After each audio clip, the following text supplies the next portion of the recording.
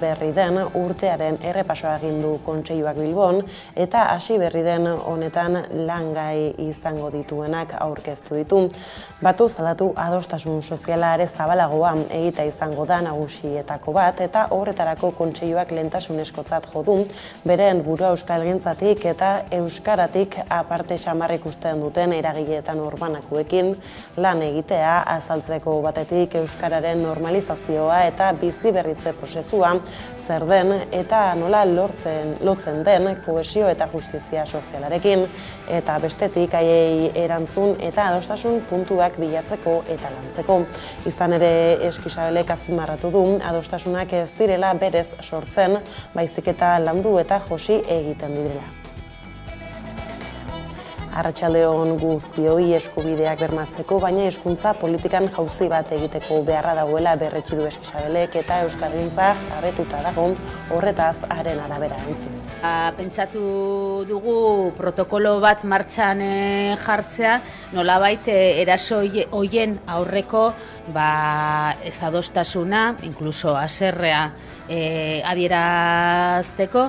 Pixka bat erabili nahi dugun eredua emakumeen mundu martxarena da, feminismoak asmatu du bere eraldaketa sozialeko prozesu horretan halako kontrakotasunak eta bortizki etortzen direnean protokolo bate aktibatzen, herritarrak horren kontra daudela adierazteko, ahalduntzeko baita ere, eta gainera hori taldean egiten direnean, bestelako jarrera eta egiteko modu berriak sortzen dira.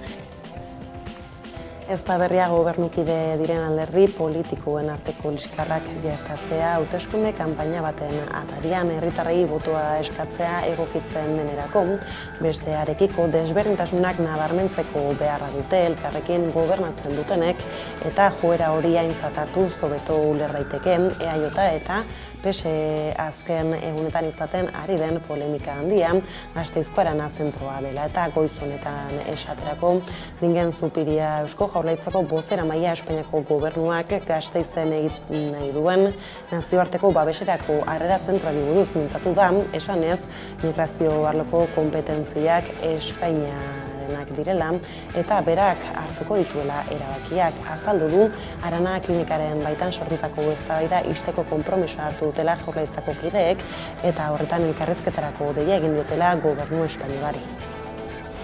Eta migrazioari buruzko eskumena gaur-gaurkoz Espainiako gobernuarena da.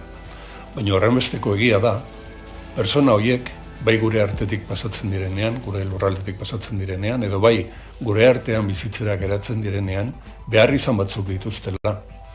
Eta behar izan horiek eskaintzea Euskal Erakundeen ardura da.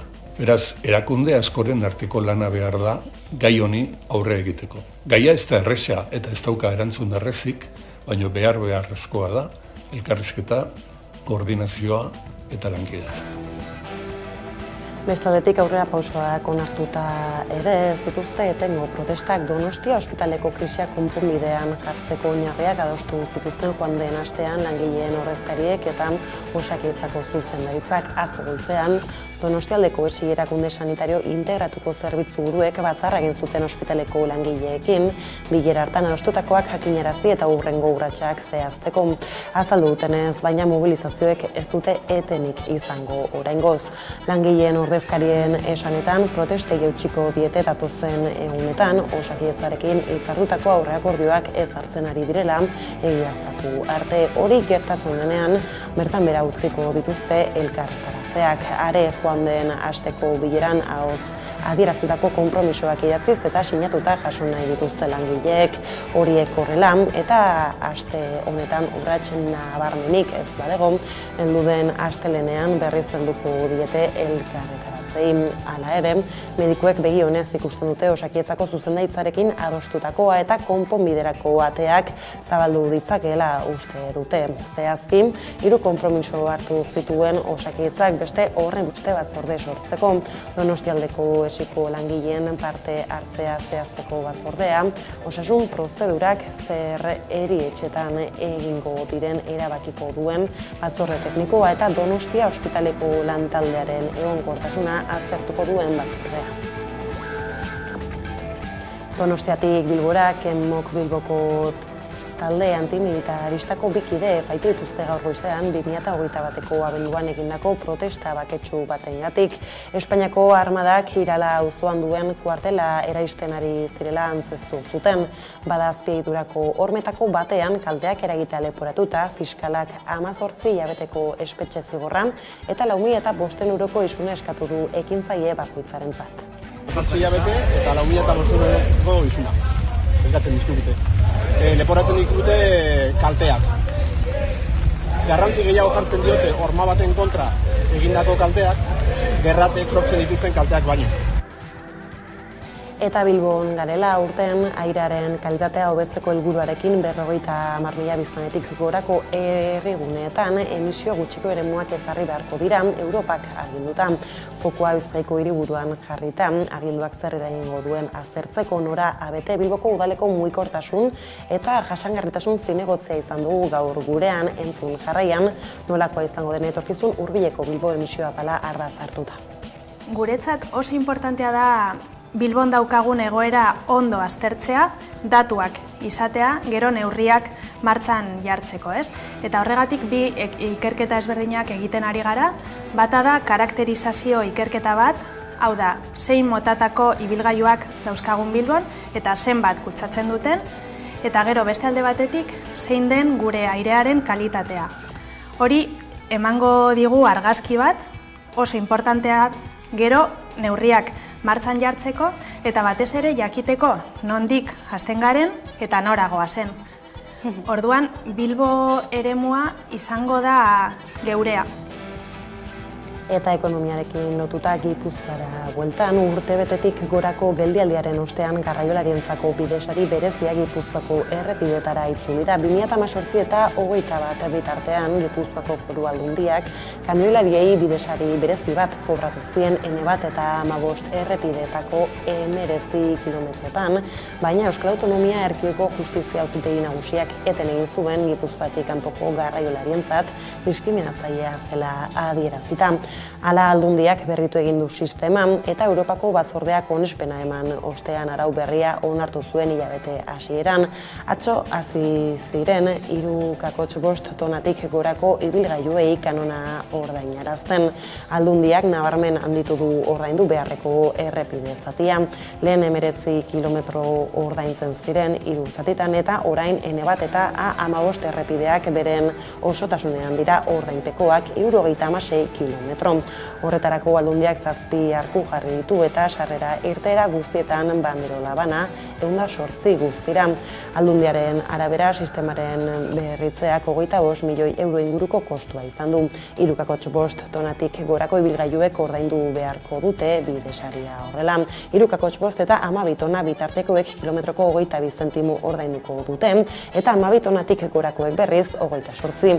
Hala ere indarrean dira jada ibilgailu jasangarrienentzako deskontuak.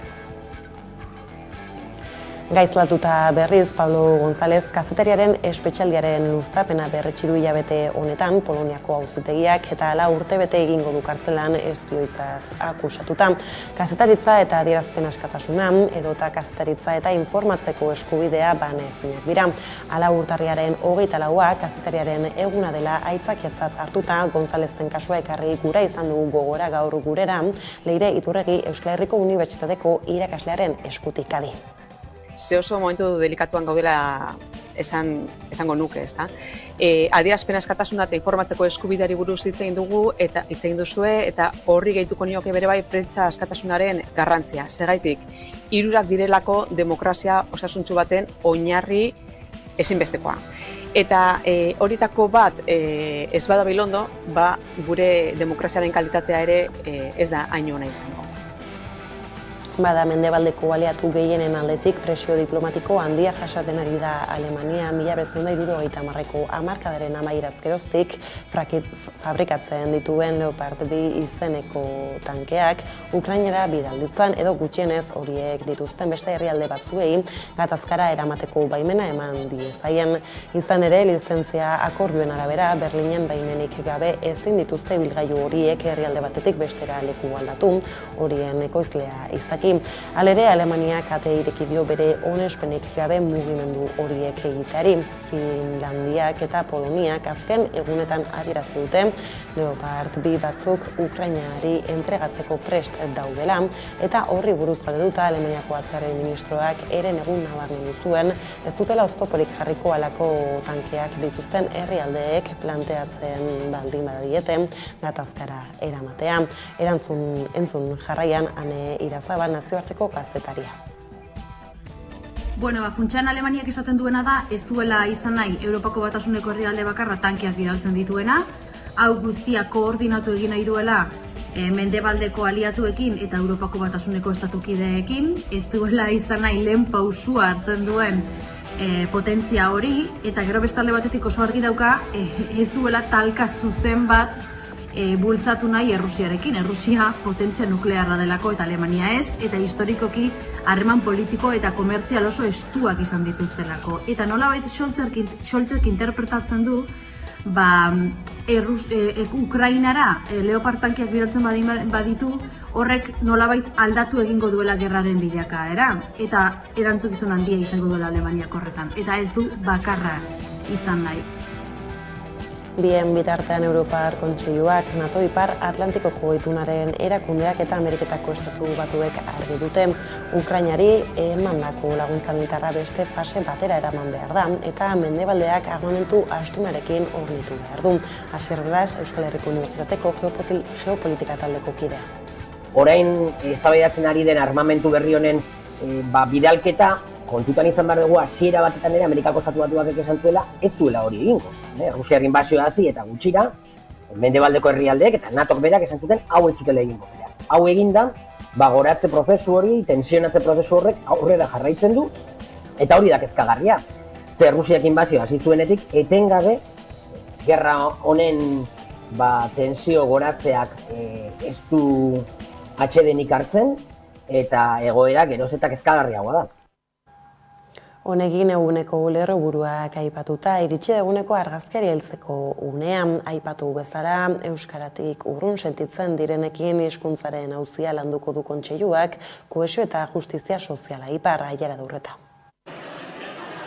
Euskalgintzaren kontseiluak 2022ak euskararen eta hizkuntza politiken arloan emandakoa eta 2023ko erronkak aztertu ditu. Hala, kontseiluak nabarmendu duenez, aurtengo lehentasunak, hezkuntza legea, euskararen ofizialtasuna, oldarraldi judizialari erantzutea eta adostasun sozialak zabaltzea izango dira. Era berean, kontseiluak premiazkoa jo du euren burua, euskalgintzatik eta euskaratik aparte samar ikusten duten eragile eta norbanakoekin lan egitea. Nahiko nuke, gainera, honetara gehitzea, orain arte beren burua euskalgintzatik edo euskaratik aparte samar ikusi duten eragile eta norbanakoak, ez? Nolabait ohartzea hizkuntzez ari garenean, hizkuntza auziez ari garenean, ari garela bizikidetzaz, ari garela justizia sozialaz eta ari garela neurri handi batean demokrazian sakontzeaz.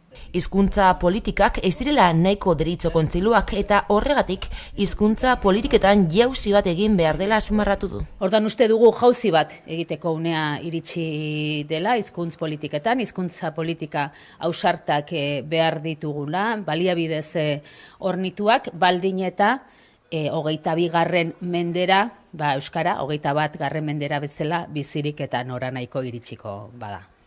Kontseiluaren aurtengo jarduna bi lan lerro nagusitan laburbildu dute. Batetik abian diren egitasmo eta dinamika zehatzen lanketan jarraitzea. Hala nola, Araba, Bizkaia eta Gipuzkoan hezkuntza legea edo administrazioan euskaren erabilera arautzeko dekretuan eragitea. Nafarroan ofizialtasunaren aldarrikapena arautzea eta Ipar Euskal Herrian hezkuntzako murgiltze eredua zabaltzea. Bestetik, bigarren lan lerroa ere azaldu dute, urgentziazkoa dena, hau da euskararen oldarraldi judizialari aurre egitea. Pentsatu dugu protokolo bat martxan jartzea, nolabait eraso hoien aurreko ezadostasuna, inkluso haserrea adierazteko. Ordea hitzarmena izenpetu dute Ana Urkiza Eusko Ikaskuntzako presidenteak eta Kike Amonarriz topagunekoak euskal gizartearen beharrei erantzun global eta integratzaileak ematen diardu Eusko Ikaskuntzak 1918tik tokiko sozializazio eta komunikazio eremuetan euskaren erabilera sustatzen ari da. Topagunea 1997tik aritu izan dira zenbait proiektuetan elkarlanean, baina harreman hori estutzea jarraipen batzorde bat eratzea adostu dute bi erakundeek abian dituzten proiektuetan zuzenean inplikatzeko edo lan eta ikerketa arloetan ezagutzak trukatzeko.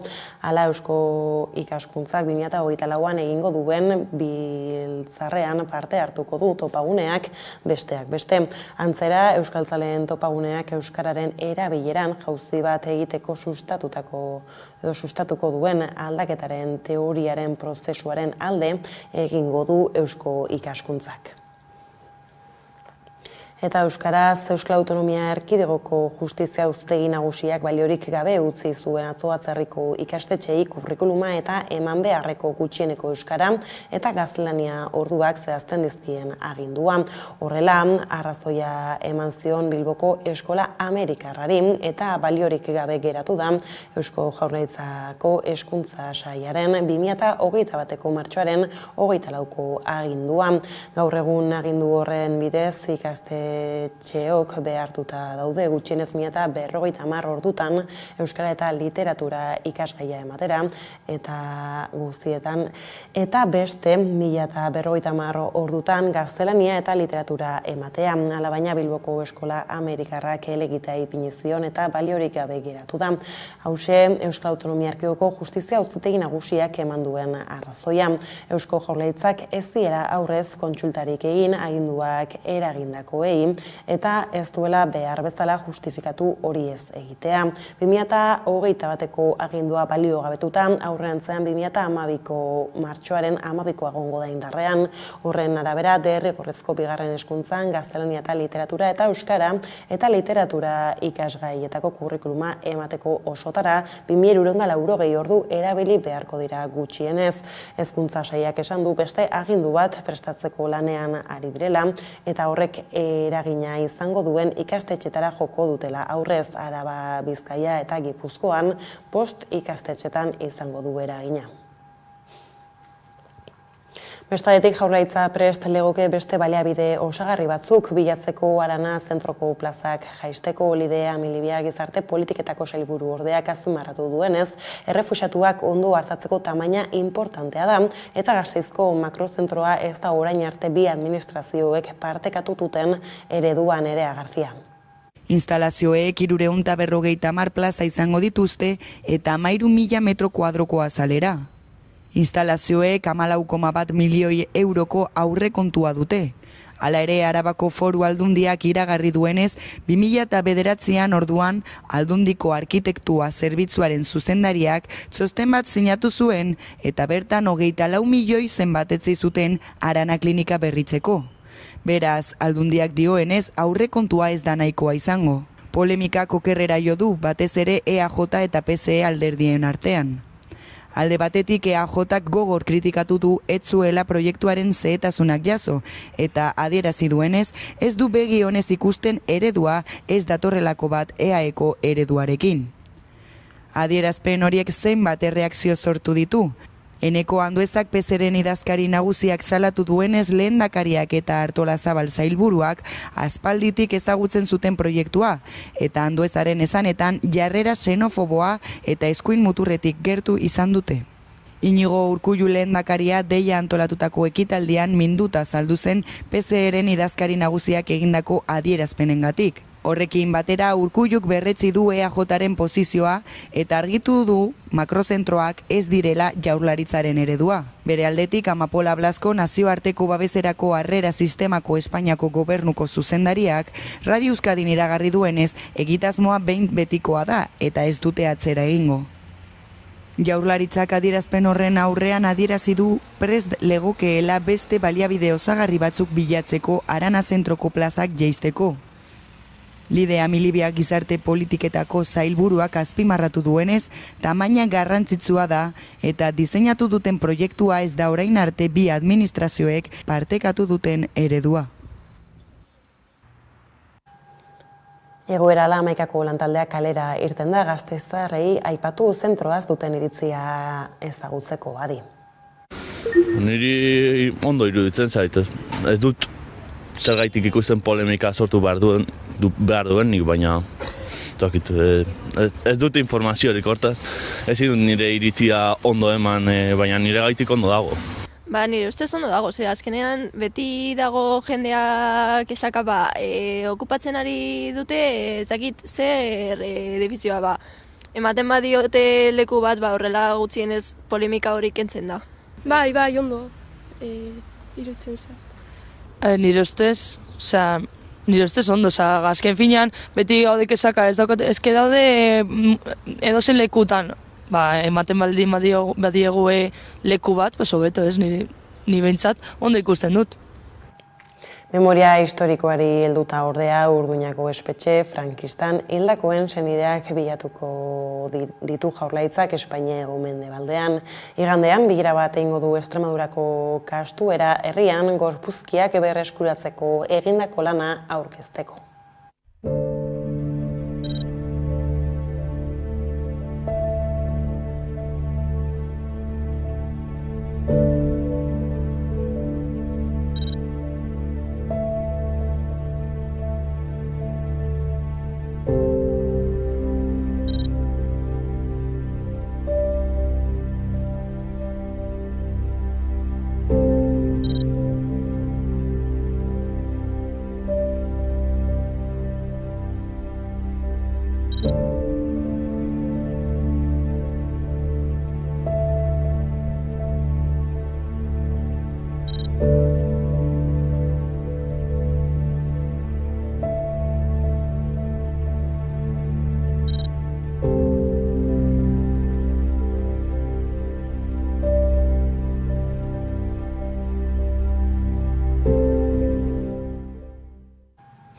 Eta aipatu dugu Lerroburuetan ere bi ekintzaile antimilitarista epaitu dituzte Bilbon kuartelaren aurkako protesta bategatik.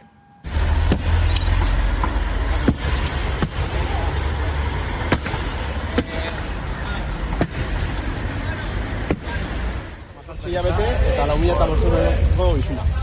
Eskatzen dizkigute. Leporatzen dizkigute kalteak. Garrantzi gehiago jartzen diote horma baten kontra egindako kalteak, gerratek sortzen dituzten kalteak baino. Ejércitorik ¡Vota cuartela! ¡Vota cuartela! ¡Vota cuartela!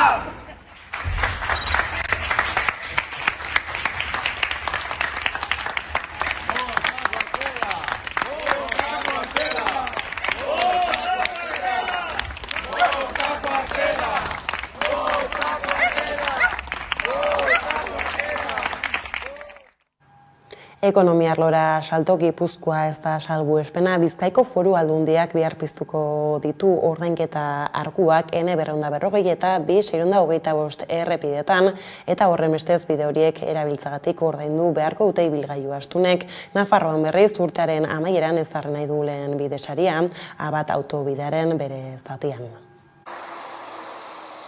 Astelenean piztu dira berriro ordainketa arkuak N1 eta A15 autobideen Gipuzkoako zatian. 76 kilometroko ibilbide hori erabiltzen duten kamioiek ordaindu beharko dute Aldundiak ezarritako bidesaria. Bidesarietan jasotakoa lurraldeko errepideak mantentzeko beharrezkoa dela deritzo Aldundiak, urtero 20 milioi eurotik gora jasotzea espero du. Bidesarien erabat kontra daude garraiolariak, 3,5 tonatik gorako ibilgailuek ordaindu beharko dute bidesaria, 3,5 eta 12 tona bitartekoek kilometroko 22 zentimo ordaindu beharko dute, eta 12 tonatik gorakoek berriz 28. Gipuzkoa baina ez da salbuespena. Bizkaiko Foru Aldundiak hilaren 25ean piztuko ditu ordainketarkuak N240 eta B625 errepidetan, eta horren bestez bide horiek erabiltzagatik ordaindu beharko dute ibilgailu astunek. BI 025 osorik zeharkatzen dutenek 4,30 € ordaindu beharko dute, eta 17,34 € berriz N240tik doazenek. Bigarren epe batean, udaberrian ziur aski ordainpekoak izango dira beste 3 bide, Txorierriko korridorea, Kanpasarko bidea eta A8aren zati bat. Nafarroan berriz urtearen amaieran ezarri nahi du lehen bidesaria, A1 autobidearen bere zatian. Nafarroako gobernuak ere progresiboki ezarri nahi ditu bidesariak gaur egungo kamioen trafiko handia duten bideetan. Bildutako bidesariekin Nafarroako errepide sarean egin beharreko konponketak egingo dituela ziurtatu du gobernuak. Bada Bizkaian garela bada besterik Bizkaiko metalgintzako lan hitzarmena negoziatzeko bidea aurrerantz doa. Jaurlaritzak artekari rola hartu du eta atzo goizean bere proposamena jakinarazi zien sindikatuei eta patronalari. Comisiones Obrerasek, Labek eta UGTek osaturiko plataformak jada jakinarazi du haien ustez ez dela nahikoa, hala ere adierazi du negoziatzeko borondatea dutela oraindik. 3 aldeak ostiralean bilduko dira berriz ere. Bizkaiko metalgintzako lan gatazka bideratzeko bigarrenez bildu dira FEM eta Comisiones Obreras, ELA, LAB eta UGT sindikatuak Jaurlaritza bitartekari dela. Momentuz baina akordiorik ez, Jaurlaritzak alde bakoitzaren eskaerak entzun ondoren proposamen bat jarri du mahai gainean. Aurrea pausuak egon dira, hala ere sindikatuen ustez ez dira nahikoak. Aurrera pausuak guretzat egon direla, baina ez direla nahikoak. Hori nola bakoitzak gero interpretatuko du, modu batean edo bestean. Guretzat ez da nahikoa. Oraindik mahai gainean dagoena akordio batera heltzeko, horregatik jarraituko dugu lanean. Baina kasu honetan ere ez da nahikoa izan sindikatu ontzat, eta ez da gudakigula patronalarentzat ere. Hortaz, ikusi beharko dugu hemendik aurrera ere, bitartekaritza lan honek aurrera pauso gehiago ekarri ditzaten. Comisiones Obreras, LAB eta UGTek eskatu zuten bitartekaritza eta FEMek onartu zuen. Ela ere bileran izan da, hala ere uste du negoziazioa mahai ofizialean egin behar dela eta akordioa mobilizazioen bidetik etorriko dela gaineratu du. Zentzu horretan, ikusiko dugu zer ematen duen bilera hodek eta benetan patronalak zerbait benetan egokia jartzen daben, baina handik uste dugu eta uste gorazi behar dela hori lortzeko uste dugu berriro berraktibatu beharko nukeela graibak eta borrokak Bizkaiko metalean. Negoziatzeko prest daudela adierazi dute sindikatu guztiek eta ostiralean berriro bilduko dira bi aldeak Bilboko Jaurlaritzaren egoitzan. Beraz, ikusteke dago zein bide hartzen duen negoziazioak. Bestalde lan gatazkekin jarraikiela, sindikatuak deituta 20 eguneko greba egingo dute Donostiako onkologikoaren garbiketa zerbitzuan, lehen hilaren 30ean. Ilunion enpresari azpikontratatuta dauka zerbitzu hau eta langileen gehiengoa egoera prekarioan dauden emakumeak dira sindikatuak jakinarazi duenez. Donostian egin duten agerraldian elako kidek azaldu dutenez, onkologikoa garbitzen aritzen diren langileek urtean 20.000 euro inguru kobratzen dituzten, Gipuzkoan kaleak garbitzen dituztenek baino 25% gutxiago. Salatu dutenez, maskulinizatutako sektoreetan antzeko lanarengatik urtean 5.000 euro gehiago kobratzen dute. Egoera honen aurrean onkologikoko garbitzaileek lantokiko hitzarmena negoziatzea erabaki dute. Azpikontratua duen Ilunion enpresak berriz, elak biltzeko egin dituen 3 eskaerei ezezkoarekin erantzun die. Gauzak horrela, grebara joko dute garbitzaileek urtarriaren 30ean hasita. Bestaldetik aurrera jarraituko dugu, kasu honetan beste gai bati iritzita, izan ere ekonomiaren bueltakoak aipatuta kirol arlora salto, mutien osasunak bihar errege koparen final laurdenak jokatuko ditu, Sevillaren aurka afizioak gogoz itxaroten duen partidua bada, Sandra Urra. Bai, Osasunak erregearen koparen finalera pasatzeko partidu bakarra du aurretik Sevillaren aurka jokatuko duena hain zuzen ere. Osasuzaleek gogo handiz itxaroten dute partidua eta horren seinale bada takilak ireki baino lehenago egin diren ilara luzeak. Aforoaren 70 bete da dagoeneko, beraz ikusmira handia dago ea zer gerta daitekeen final laurdenetako partidu honekin, bai eta ikurrekin eta banderekin zer gerta daitekeen zain. Me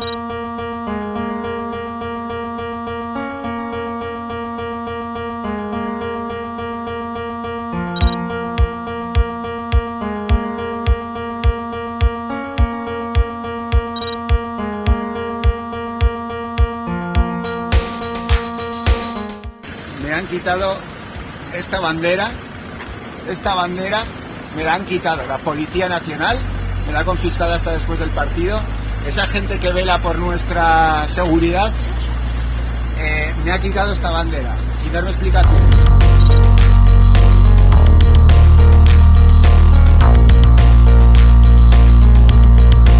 Azkenean hemen badago talka bat, inposatu nahi zaigun futbol negozio ereduarekin, lehenetsiz interes ekonomikoak eta guk planteatzen dugu futbol herritar bat, zalegoaren bueltan antolatuta, eta planteatu duguna da, onartezina dela aurreko asteburuan gertatu zena, ez dugula beste behin ere onartuko, salatuko dugula, eta badela garaia muga jartzeko poliziaren eta segurtasun zerbitzuen zereginari, eta errespetatzeko osasun azaleen oinarrizko eskubideak.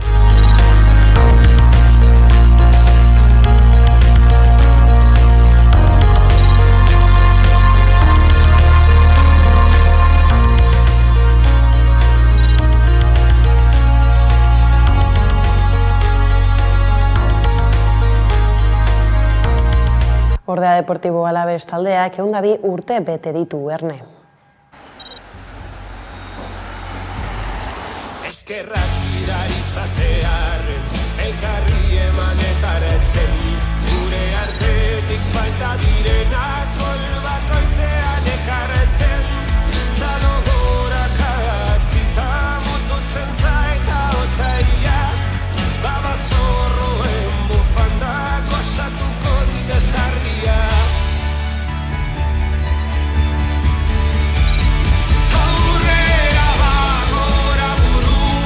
Deportivo que mentzua gazteiz osoa dautazu gauzutik, zurekin topa egiteko, maitasuna berritzeko, Alavezen abaroan Araba ez da biluzik. Eta eguneko kontuekin bukatzeko Araban garela aprobetxatuta, txosten batek dio, kulturak eragin handia duela zoriontasunean, eta Gasteizko gazteei galdetu gura izan diegu, ea alaxe sentitzen duten, ikus dezagun zer kontatu dioten gazteek Amikako Arabako lantaldeari. Bai, pizka bat kontsumitzen dut. Bai, kontzertu pizka bat, antzerkiak, pop, eta rock. Bai, pizka bat, bai. Adibidez, musika asko entzuten dut eta batzuetan kontzertuetara edo zinemara joaten naiz nire lagunekin. Reggaeton, sobre todo, eta gero baita ere pop agian batzuetan. Eta gero zer... Zineman, azken filma zein izan da? Edo zer, berdin zait, bai. Bai, pixkat bai. Eta zer motatakoa? Kontsumitzen dugu gehien bat, geografia dago kienez, Rusiako gerra eta hori interesatzen zait, eta hori munduan zera gertatzen dena kontsumitzen dut, hori bai. Bai, gehienetan mugikorrarekin edo ordenagailuan, baina bai. Gehienez musika eta filmak edo seriak denetarik. Osea, gustatzen zait, bai, rocka, pop, reggaetoia, euskal musika. Gehienetan, presentzialki ez, igual agian gehiago mugikorretik edo telebistatik, baina presentzialki ez. Nik uste, adibidez, pilota partidak, ikusten ditut nire aiton amonekin, eta hori, telebistan, igual jaietan, Gasteizko jaietan, juten gara frontoira ikustera, baina normalean telebistatik. Zinema agian igual gehiago, musika baita, mugikorrean noski, baina presentzialki hori, jaietan edo herriko jaietan edo hori. Azken filma, ez dakit. Izango nuke Agur Etxebeste ikastolakin, baina ez dakit. Eta honekin besterik ez dure aldetik hauek izan dira eguerdiak gurean gaur utzi dituenak, guztiak eta gehiago nahi duzuen aldiro 11 puntu satarian, hori bai adi jarraian enseago, nora abete Bilboko udaleko mugikortasun eta jasangarritasun zinegotziari egin diogun elkarrezketara, ondo izan eta bihar arte. Gaur bisitatuko dugun herrira etortzeko, Etxarri-Aranatz eta Lizarra lotzen dituen N120 errepide hartu dugu. Lizarragako mendatea igaro eta lehenengo aurkitzen dugun herria ezagutuko dugu. Lezaun, bazatozte? Guazen.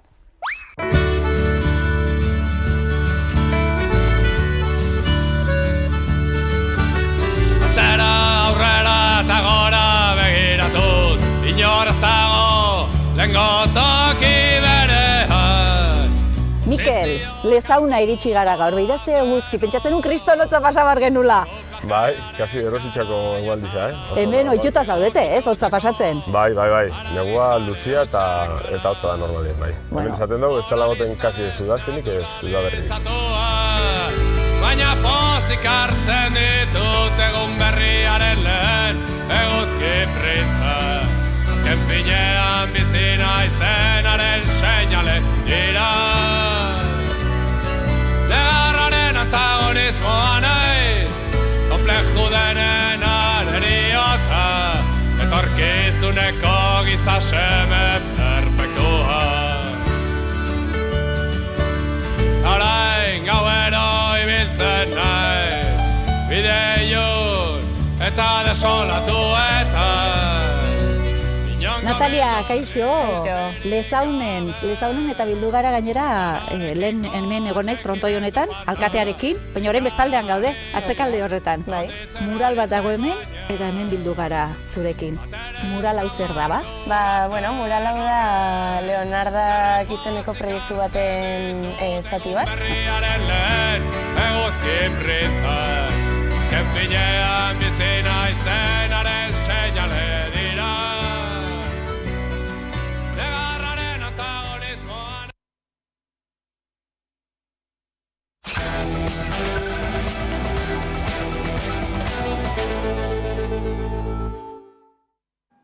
Egunero legez, eguneko elkarrizketari atea irekiko diogu, eta horretarako gaurkoan gurekin daukagun Nora Abete, Bilboko udaleko mugikortasun eta jasangarritasun zinegotzia, ongi etorri. Eskerrik asko, eguerdion. Bilbok eta munduko beste hainbat hiri buru, egin behar dituen aldaketen artean, aurten airearen kalitatea hobetzeko helburuarekin Europatik etorri den agindu hori betetzea, emisio basuko eremuak ezartzea. Nolako izango da Bilbokoa? Guretzat oso importantea da Bilbon daukagun egoera ondo aztertzea, datuak izatea, gero neurriak martxan jartzeko, Eta horregatik bi ikerketa ezberdinak egiten ari gara, bata da karakterizazio ikerketa bat, hau da, zein motatako ibilgailuak dauzkagun Bilbon, eta zenbat kutsatzen duten, eta gero beste alde batetik, zein den gure airearen kalitatea. Hori emango digu argazki bat, oso importantea gero neurriak martxan jartzeko eta batez ere jakiteko nondik hasten garen eta noragoa zen. Orduan, Bilbo eremua izango da geurea. Bilbori egokituta, gure egoerari egokituta. Eta horregatik oso importantea da jakitea zein den gure mugikortasun ohiturak, egoera, eta gero neurriak eta restrikzioak martxan jartzea. Azterketa fasean oraindik orduan. Izan ere, badira adibide batzuk, ez da, Madrid edo Bartzelona bezalako hiriburu handiek implementatu dutelako dagoeneko eremu basuko zonalde hori, baina bakoitzak era oso desberdinean egin duelako eta zalantzak eta kezkak sortu daitezkelako, ez? Zeri izango duen antza handiagoa Bilbok? Esan dudan moduan, gure ideia da ondo ezagutzea guk daukaguna, gero gure basuzko emisioen gune hau martxan jartzeko, Eta oso importantea izango da guretzat datu fidagarriak izatea guk geurea egiteko. Eta horren gabiltza, Horretan gabiltza. Dena den, honek ekarriko du murrizketaren bat, ziur asko, Nola uste duzu hartuko dutela neurri berriak herritarrek, eta batez ere gidariek, Aldaketak direnean beti sortzen dira kezkak eta galderak, Eta gure erronka, udalaren erronka nagusia izango da ondo azaltzea. Eta zuk aipatu duzun moduan, lege horren helburua da airearen kalitatea hobetzea. Ez restrikzioak jartzea, baizik eta gure airearen kalitatea hobetzea denok hobeto bizitzeko. Orduan, hau izan behar da gure mezua, ez? Ohiturak aldatu behar dira, pizkanaka gure airearen kalitatea hobetzeko. Eta hau errepikatuko dut behin baino gehiagotan. Helburua da onuragarria denontzat eta azaldu behar dugu. Pedagogia egin, ez? Bai, noski. Gure erronka hause da, eta esango nuke, puntu importantena da ondo kontatzea, ondo azaltzea. Jendea ulertzeko zergatik egin behar dute hainbat aldaketa, ez? Noizka horrek ikusten duzu, martxan jartzea eremua, hauteskundeak daudelako tartean, ez dakit aurretik, ondoren, zer aurrek ikusten duzuen? Aurten izango dugu martxan, eta nik uste dut orain dela urte batzuk talde politiko guztiak udaletzean adostu genuen mugikortasun modelo bat, ez? Mugikortasun jasangarriarena. Eta adostu genuen hainbat neurri, eta hau da bat, gure airearen kalitatea hobetu behar dugu eta gure mugikortasuna jasangarriagoa izan behar du. Europatik datorren agindu horrek dio, ez? Gune batetik hasi behar dela implementatzen, baina gero zabaltzen ere joan behar dela eremu basuko zonalde hori, horrek ez da nahi du era batera edo bestera ohiturak ere aldatu beharko direla, ez Nora? Bai, baina guk oso argi daukagu gure plan estrategikoa adostu genuenetik, ez? Mugikortasuna eta emisioak lotura handia daukate, eta mugikortasuna eta hiriaren kalitatea eta bizitzaren kalitatea lotura estua daukate baita ere. Horregatik, importantea da aldaketak egitea gero eta hobeto bizitzeko. Aintzindaria izan zen Bilbon baita ere abiadura 30 kilometro orduko abiadura hori ezartzen, ez? Besteak beste emisio horiek gutxitzeko, ez? Zer moduz doa? Betetzen ari da, zer moduz doa? Izan da oso erabaki ausarta eta hasieran kezkak ere sortu ziren, ez? Baina orain 2 urte pasa ondoren badakigu onuragarria izan dela hiriarako, baina baita pertsonentzako ere, ez? Istripuen kopurua murriztu egin da eta iaz izan genuen hamarkadako datu basuena. Beraz, oso onuragarria. Eta gero, airearen kalitatea hobetu da eta zarataren maila jaitsi da. Beraz, oso erabaki positiboa eta horrekin jarraitu behar dugu, ez? Jasangarritasunarekin lotuta, ez? Garraioa eskutik doa, garraio publikoaren aldeko apustua ere bultzatzen ari zarete Bilbotik, Bilboko udaletik? Bai, noski. Gure helburua horrekin lotuta dago eta garraio publikoak izan behar dira gure lehentasuna, ez? Ondo mugitzeko hirian zehar eta batez ere gutxiago kutsatzeko eta mugikortasun jasangarriagoa egiteko. Eta kasu honetan, orain dela hilabete batzuk erabaki genuen deskontuak edo garraioarekin lotuta dauden deskontuak luzatzea, ez? Eta sozialistok beti defendatu izan dugu hau. Importantea da alde batetik jendeari laguntzeko eta beste alde batetik ere garraio publikoaren aldeko apustua egitea eta erabilera sustatzea.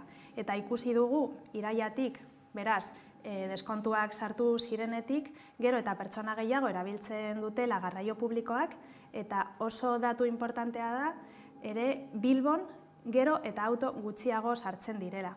Beraz, oso positiboa ere, eta gure mugikortasun ereduarekin bat datozela. Deskontu horiek edo tarifa berezi horiek luzatu beharko lirateke, ez dakit zenbat? Bueno, erabaki genuen hau proposatzea eta Espainiako gobernuak hala adierazi zuen egoera nahiko komplikatua zelako, ez? Inflazioa dela eta, kutsadura dela eta, beraz, egoera hau mantentzen baldin bada, jarraituko dugu deskontuekin. Momentuz, 2023an jarraituko dugu eta gero ikusiko dugu jarraitu behar dugun ala, ez? Ados, Bilbora ari da mugikortasun vertikala sustatzen, hau da, igogailuak, zenolako proiektuak daude orain martxan? Bilbon daukagun orografia nahiko berezia da, eta badaude auzo batzuk, non irisgarritasuna zaila dena, ez? Eta horregatik, udalatik argi daukagu, eguneroko bizitza erraztu behar dela, eguneroko betebeharrak errazten behar dugula, eta horregatik igogailuak oso importanteak dira. Azken urteotan, igogailuaren kopurua asko igo da, orain 60 bat dauzkagu hirian, eta aurten ere beste batzuk jarriko ditugu martxan. Txurdinagan, Errekalden, oso igogailu berezia izango dugu Mazustegin, panoramikoa izango dena, eta beste bat izango da 7 kaleetatik Solokoetxera heltzeko. Azken honek zer esan handia eman du? Suposatzen dugu jakinaren gainean egongo zaretela, zenolako zalantzak piztu dituen eta kexuak ere bizilagunen artean? Bai, Solokoetxen eman zen egoera zaila eta igogailu bat existitzen zela, eta egun batetik bestera enpresak erabaki zuen zerbitzua etetea. Orduan, udaletxetik eta mugikortasun sailetik hurrengo egunetik konponbide bat bilatu genuen eta izan zen lantzadera bat eskaintzea. Guk badakigu lantzadera eta igogailua ez dira gauza bera, baina gure asmoa zen zerbitzua eskaintzea bitartean. Bitartean dinot, udalak beste proiektu bat dauka eta beste igogailu bat jarriko ditu martxan aurten, ez? Zerbitzu hau bermatzeko eta bi auzoen arteko distantziak errazteko. Bi igogailu izango dira, ez? Hain zuzen ere berriak egiten ari zaretenak dagoeneko Alde Zaharraren eta Solokoetxeren artean, baina bazegoen zahar bat aipatu duzun hori, zergaitik ez da hori erabili? Ezin dugu erabili hau momentuz, kontzesio bat dagoelako eta ezin dugu okupatu espazio pribatu bat. Beraz, epaiketetan erabakiko da zer gertatuko den horrekin, baina udalak topatzen ari da konponbideak, eta bat izan da lantzadera eta beste bat izango dira bi igogailu hauek. Autoekin lotutako beste arazo bat eta kexak, datoz batez ere, garraio publikorako gordeta dauden aparkaleku horiek erabiltzen dituztela autoek ere, ez nola helduko zaio gai honi? Egia da egunero Bilbobuseko gidariek topo egiten dituztela auto batzuekin, aparkatuta dauden auto batzuekin, bai haien karriletan eta baita geralekuetan ere. Eta hau, arazo bat da, bai irisgarritasuna bermatzeko eta baita Bilbobuseko zerbitzua kalitatezkoa eskaintzeko, ez? Horregatik erabaki dugu bi auto martxan jartzea, egoera hau kontrolatzeko eta isunak edo egoera salatzeko. Beraz, guk egin nahi duguna da zerbitzua kondizio onenean ematea, baina oztoporik gabe. Bidezari gehiago aurreikusten dira Bilbon ere? Momentuz ez dugu hau mahai gainean. Ez momentuz ez. Ados. Artxandako funikularraz ere, hitz egin behar dugu, izan ere datu osonak eskuratu dituelako, ezta? Bai, oso pozik gaude funikularrarekin, iazko datuak oso positiboak izan dira, eta egia da, gero eta turista gehiago erabiltzen dutela funikularra, baina baita bilbotarraik ere. Bihurtu da beste garraiobide bat, eta erabiltzen dugu egunerokoan, eta oso positiboa da guretzat. Hain gurea delako, ez? Baina justu momentu honetan, biraldaketa prozesu batean gaude, funikularra jasangarriagoa egiteko eta modernoagoa. Eta justu orain, lorategi vertikal bat eraikitzen ari gara, funikularreko plazan, izango da beste gune berde bat, Kastainoz auzoan, eta oso ate polita Artxandarako bidean. Eta gero, goiko partean, bi proiektu ezberdina dauzkagu, bata izango da geralekua modernizatzea eta politagoa eta erakargarria egiteko, eta gero patinak pistan eguzki plakak jarriko ditugu energia berreskuratzeko eta jasangarritasunaren aldeko apustua egiteko. Hirien jasangarritasunari buruz ezin da hitz egin bizikletaz hitz egin gabe, ezta? Eta hain zuzen ere bide gorrien edo bizikleta biden plana onartuko du aurki Aldundiak eta espero du 12 urteetako epe batean mugikortasunan kultura aldatzea. Nola irudikatuko dugu Bilbo datorren hamarkadan?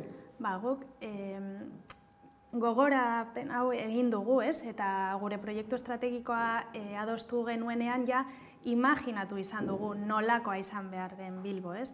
Eta guk argi izan dugu Bilbo eraldaketa egin zuela, baina pertsonak atzean gelditu zirela. Beraz, zein falta zaigu edo zer egin behar dugu Bilbotik? Pertsonentzako hiri bat eskaintzea eta pertsonak erdigunean kokatzea. Bide berri horretan, era berdinen edo abiatura berdinen ari dira aldatzen erdigunea eta alboko edo periferiako auzoak? Argi dago erdiguneko eraldaketa hori nabarmengoa eta ez? Baina guk sozialistok oso argi daukagu auzoak ere oso garrantzitsuak direla. Bilbo auzoz egindako hiria da, ez? Eta guk adibidez mugikortasun aldetik hainbat proiektu dauzkagu auzotan. Ja aipatu dugu igogailuarena, argi eta garbi hori da bizitza errazteko proiektu oso importantea da, baina guretzat ere adibidez bizikleta puntuak auzo ezberdinetan eskaintzea oso proiektu importantea da. Tao zerbitzua gero eta auzo gehiagotan dago, ez? Iaz La Peña eta San Inaziora zabaldu genuen, aurten Arangoitira eramango dugu, eta gure asmoa da gure politikak gero eta gehiago zabaltzea eta auzo guztietan kokatzea. Erronkak ez direlako gutxi datozen hamarkadan, besteak beste gizarte geroz eta zaharkituagoa ere badugulako, ez? Zenolako aldaketak ekarriko ditu honek hiriburuetan? Kasu honetan, erronka nagusia izango da irisgarritasuna. Eta bidean gaude eta ja lan egin dugu igogailuak eskaintzeko, baina adibidez mugikortasun aldetik egunero lantzen dugu irisgarritasuna, bai autobusetan, baita geralekuetan ere, espaloietan, eta azkenean irisgarritasun gehiago eskaini behar du, eta batez ere pertsona nagusi eta pentsatu behar dugu, ez? Orduan, gure asmoa beti izango da irisgarritasuna bermatzea edonon.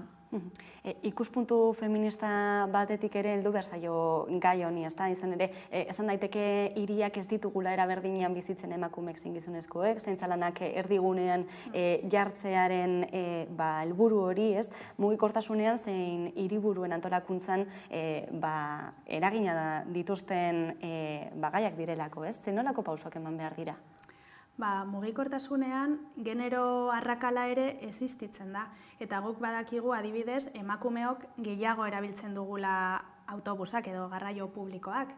Eta normalean erabiltzen dugu bai lan egiteko bidea, baina baita zaintza lanak egiten dugulako. Hau datu oso argi da. Eta badakigu ere gizonek gehiago erabiltzen dutela autoa hirian zehar, ez? Eta hau da argazki oso fidagarria, baina guk badakigu adibidez 30 abiadura jarri genuenetik, gero eta emakume gehiagok ausartu dira bizikleta erabiltzeko.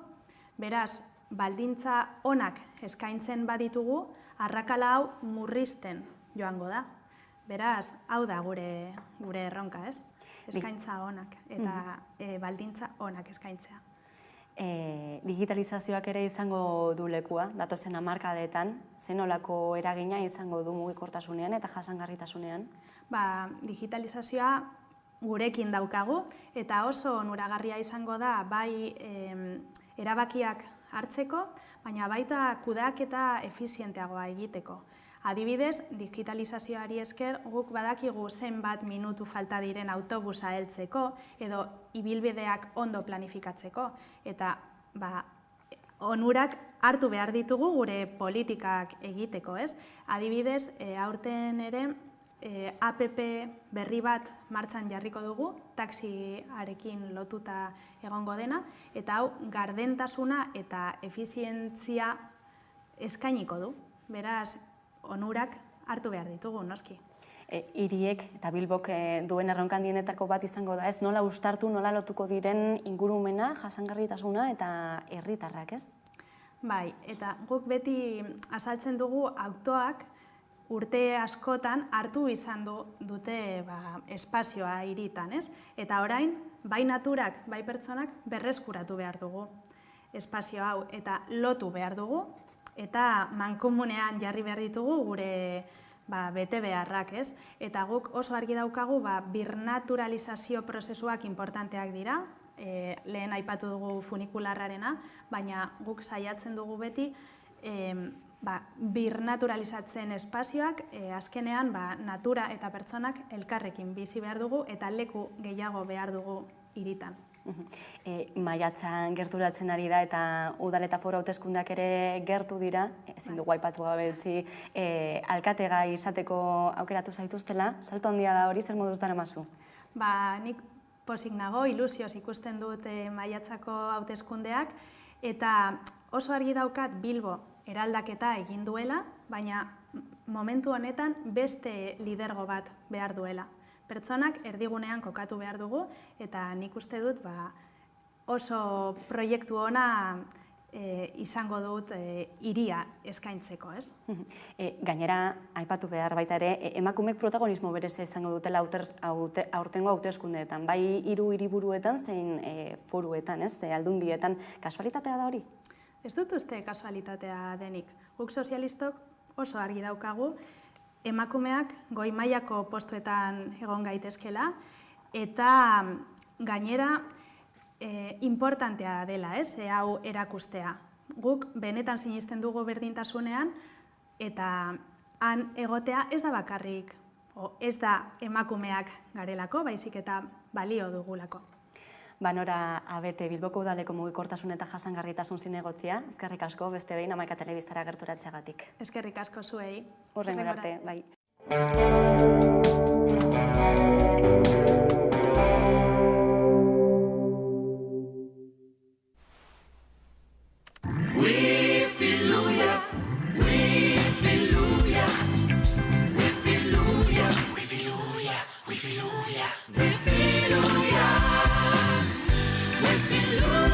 Zuntzamax Wi-Fi 6rekin, Wi-Fia etxeko txoko guztietan izatearen miraria. Zatoz Euskaltelera eta eskuratu gigabateko Zuntzamax. Wi-Fi 6, bimuikor linea nahi adina gigarekin. Telebista eta Netflix hilean 59 euro orbainduta.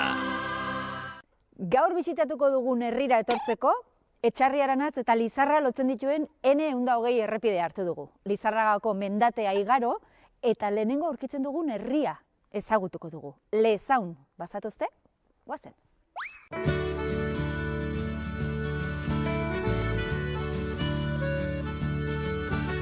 Atzera, aurrera eta gora begiratuz, inor ez dago lehengo toki berean.